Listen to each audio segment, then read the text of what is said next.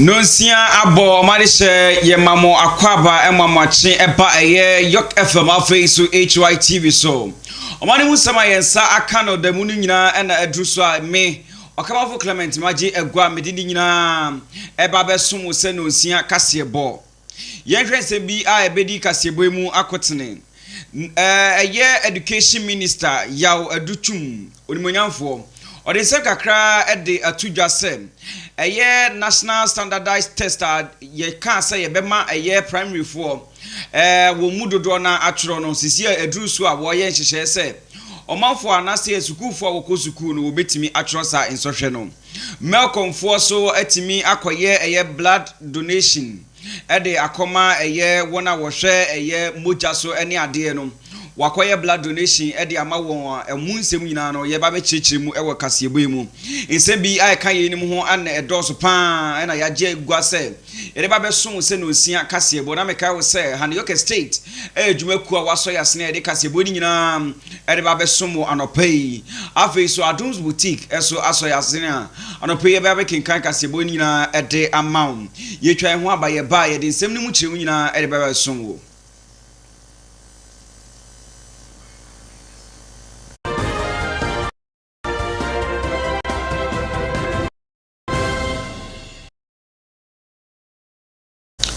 Awusia ya sama wakwaba biem ha eye Yorke FM afi so Hytvgh wode we video na to hadum sisia na se afi na wode ato hade na kyese eye anopa no nsia kasebo ena druso a ire ba besom wo ewo eye Yorke FM hadum sei ye sensam na se dia na kyese ye hyase afri eye education ministry anase ministry of education wona kache na onimonyamfo ohwe asoye eso eye onimonyamfo yaw adutum ono ena den sam kakra ade atudua se ye mmofra no mpempi no se woko suku a efri wo mmofra sia ye betwen akopembe se embra wadi mfie du baako wo suku no mu ansana watimi atworo ensohwe ama yehu se ensohwe no wodi nkunim ewo mu anase wo ya ade ana wonye ade osesa ni yi anase ade yi no enkoyi kra emaye timi enye insiesie ewo mmofra no wona desua mu ntie ho akohia se abofra no eko suku a woduru eye primary 2 anase class 2 afi so do class 4 class 6 mu won man yetimi eye national standardized test a ebetimi aboam yehu se ye mofra ye tete won no wo bo won homoden ewa adesua mu anase wo se ye de effort kakra eso eka won ho na chese ye mode bo no wo se ye pagya mu anase ye esese ye teso adan ye afa ehum ye nti wo bo moden ase eye national standardized ye kan ze test no ebetimi abaso na embra ebaso na chese primary 2 for na primary 6 for ebetimi atro eye standardized test yi ama ye hu se modern bona wo bo ewo suku mu na kosi sen.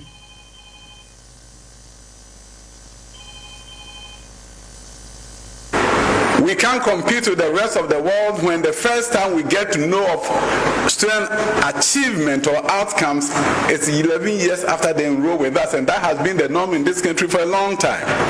We have 2 years of KG, 6 years of primary, 3 years of junior high. You added up, that's 11 years, and it's at the end of the 11 years that we do first national exam. And whether they do or not is too late for that particular student. In other nations around the world, they're able to assess their students along the line before they hit the 11 years or 14 years. So when we hear us talking about the national standardized test, is to enable the country to know how well our students are doing and not wait till 11 years. So this year we did the first national standardized test. Close to 500,000 students participated in the exams. The results will be coming out soon to tell us how well our primary 4 students are doing.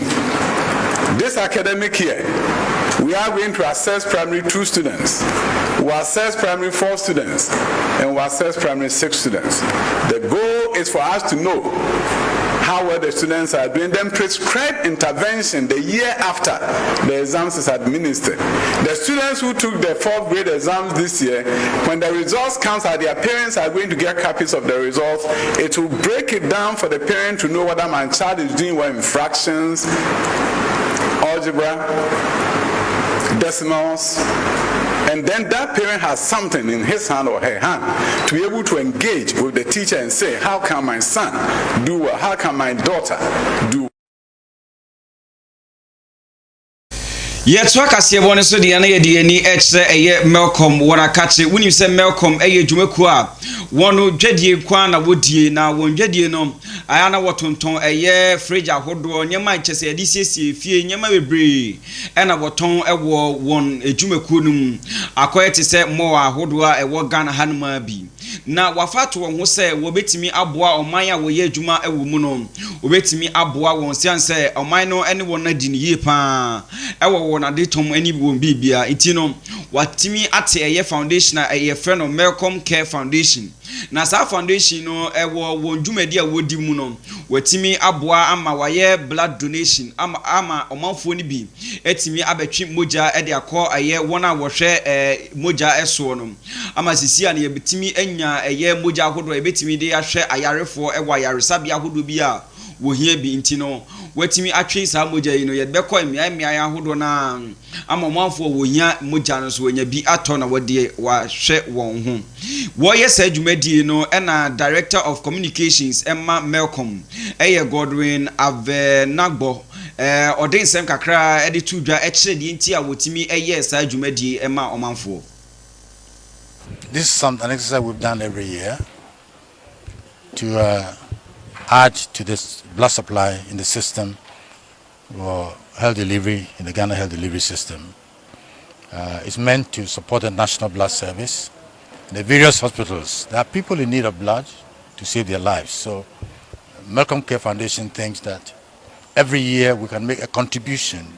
This has just come in good time for the blood bank in Takwa and Takoradi and nearby areas to have additional pints of blood in order that they can satisfy the needs of these accident victims in Apiati. It's just a coincidence.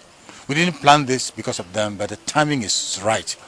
That I need to make that announcement for people in that area.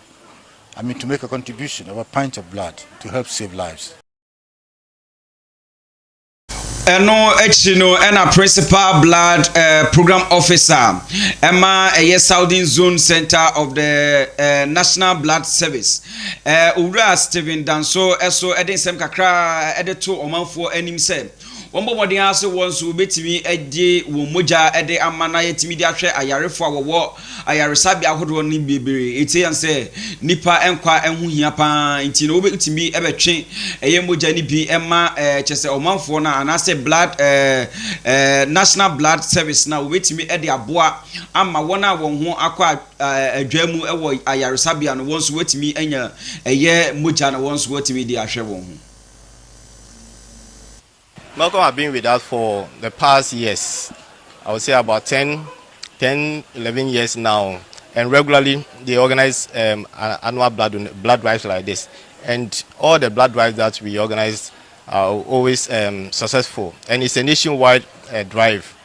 If there's no blood in the hospital fridges, it becomes a very bad situation. Because most of even the doctors, if a patient is in need of blood and there's no blood available, they have they can't do much, and that may lead to needless death. So we need to have blood available to help us save our patients who are critically ill and in need of blood. Orai ekasawie no ana wona wonso otimi ekopie dwumadi no ase etimi etwe wo moja no so ede nsem kakra ede to eye nsentrofo ye nanim se de ntia wo ye sa eye blood donation no anie na wonso wosan eka kire o manfo nyina se won bomodin ase wonso betimi abetwe wo moja na afedi aboa ama Ghana hanum yetimi enya moja ede ahwe ayarefo.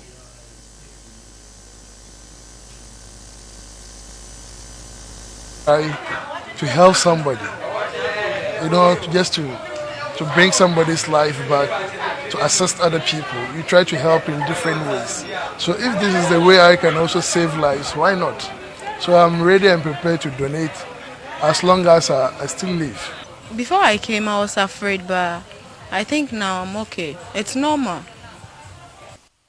abusia efi honom dia na ekọ eye Ghana Railway Service na railway sector honom no nsem bebre ebobo afi honom aba omanfo wo ho kire se working conditions wo honom no enkoyie kura ene won emfa na chese won asetene mu anase wo djubadi a wodie no wotimo se nyema wo anase akade ene sika hodo wo se ba won nsem na wotimi de adwuma no enye no na eba ntiema chese won asetene mu ene won adwuma yi mu no enkoyie kura nti ukopie mu ewo railway sector honom dia na chese wo union bia wodom railway workers union na director Emma Railway Workers Union Godwin Intama ono ene de sansem we nyina editu dwa a o chechire mu se wo hwe wona setene mu ene wona adwuma yi mu a na chese impefo anase aban ene won endi ne ye kra nti aban bomoden ase obetimi ede nhyehyɛ pa ede agu akwan mu anya sade a anhwe yi a no watimi ato atua ede akyere aban. The President of the Republic of Ghana, Nana Akufo-Addo, at this very premises, in response to concerns raised on the conditions of railway workers after pension, did indicate that the deplorable pension life of railway workers was as a result of the very low level of salaries, and that he was going to address it. It is regrettable to note that the managing director of the company salary is just over 3,000, not to talk of the rest of the workers. This is a huge challenge and does not motivate workers to keep up their best. Ye chire no na wasan to dwa se ukopie mu ewo ye esikado abra na wo ye nhyiamu ewo hodom na railway workers yi anase workers union yi wo ye nhyiamu no ewo esikado ewo takrade wo ye nhyiamu no na wo chire se ewo emra wode ye adwuma mu no act 779 no sa emra no ene won anas wodi sa emra no aye adwuma mfie baako du a chese edu baabi no se ne wiase esesa na wo se wo so wodane wo nti na wo se emra no wotimi ebomodin ase wetimi asesa nyema kakra bi wo emra no ho se ne ebema wo dwumadi a wodi no emu atumi adimu na wonso wo ho atimi ahenhan won no wotimi aye adwuma no yie pa.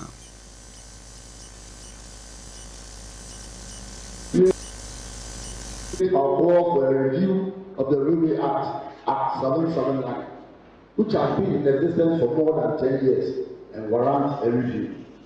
This act was put in place to regulate the railway sector when plans were in place to revamp the railway sector, and GRCL was not going to exist. Our call for a review of the railway no eso a wo chese bibia eba no keteke se ebeko se beba ene na kwan bibia se betimi anya ekwan keteke be fa so no wonso wo bomodin ase wo de nsem kakra ebetu dwa abra na wo ye meeting ewo sikado anase esikado ewo takrade no wonso wo kire se ukopie mu ewo atoye mantem de a na chese railway akwan a wo ho nyina anase keteke akwan a wo ho nyina no sisia no wo na emu eduson ohamu inchichemu eduson de watimi awie 70% a chese enche bia ukopie mu ewo atoye mantem de a na chese keteke ebedi atwentwe wo ho pa.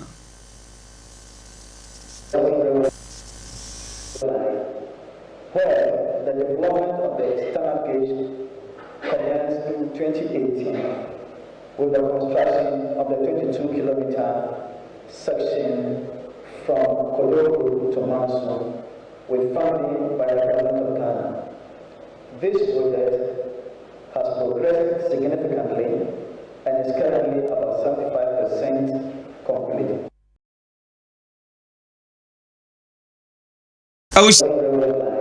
Na ye de ni akopie mu ewo ye janga na ukopie mu ewo jangade na chese ohimpon owo ho one manfo e na wode esu e de frɛ abanse bomba modern ase eye wona kwan a ewo honom no wo betimi abewie esanse akwan na ebo honom no atete apansam na nimonyam nyina ahwere na enye asem ketwa kra na ukopie mu wo honom de na chese o manfo wo honom no akeka bi pa e de amane abanse bomba modern ase wo betimi abewie eye akwan na ewo honom.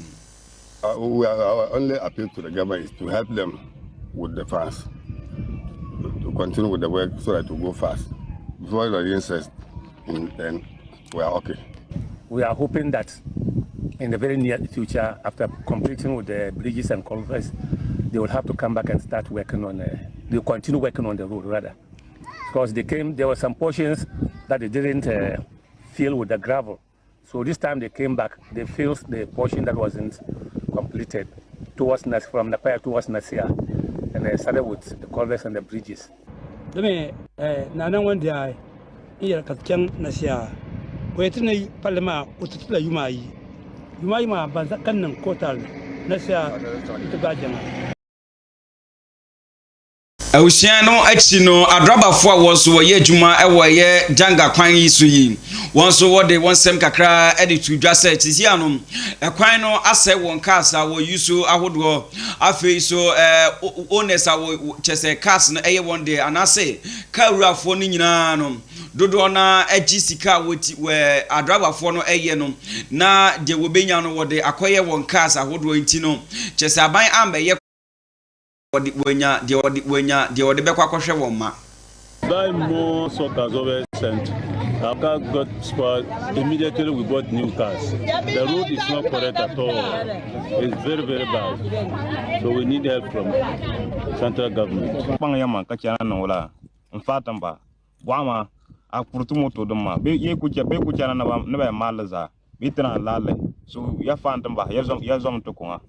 So don't come ala bashan la natizante I don't TV dama ya mangne ba mombe kanama ya mangne ba moya ama kana go slow pam dira ko tunu bara tum kama karra nyala kama contract na pambo tazunda ja kashibra be jam yar kashibe na sha yar kashibe be susu ne yan ka kala bantete.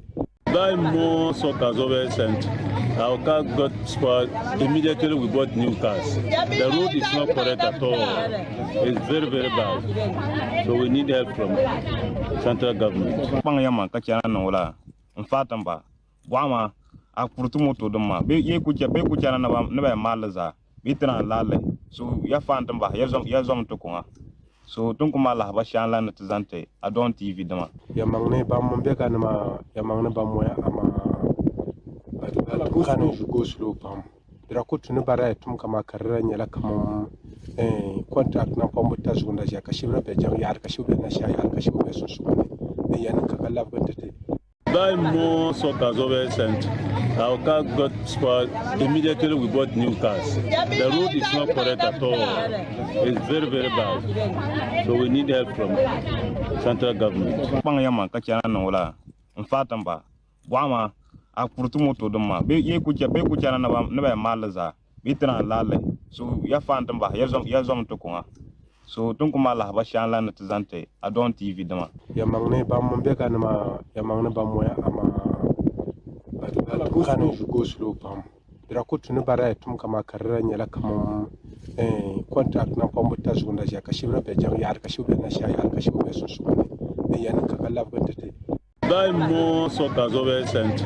Our car got spoiled. Immediately we bought new cars. The road is not correct at all. It's very, very bad. So we need help from central government. Pangayama kachana nola.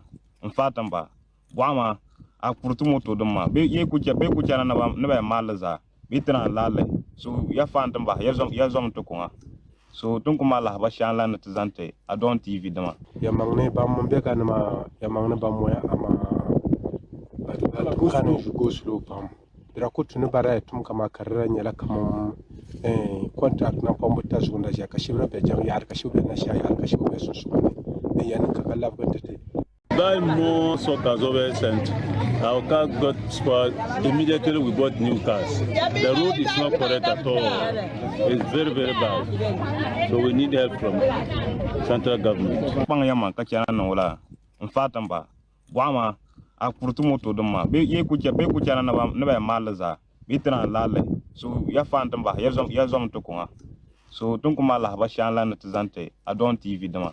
Yamangne bambeka na yamangne bamoya ama kana go slow pam. Dira kutuni bara tum kama karra nyala kama contract na pambo tazunda ya kashibra be jang yar kashibra na sha yar kashibra be susu. Yan kakala kwentete. Buy more soccer over sent. Our car got spoiled.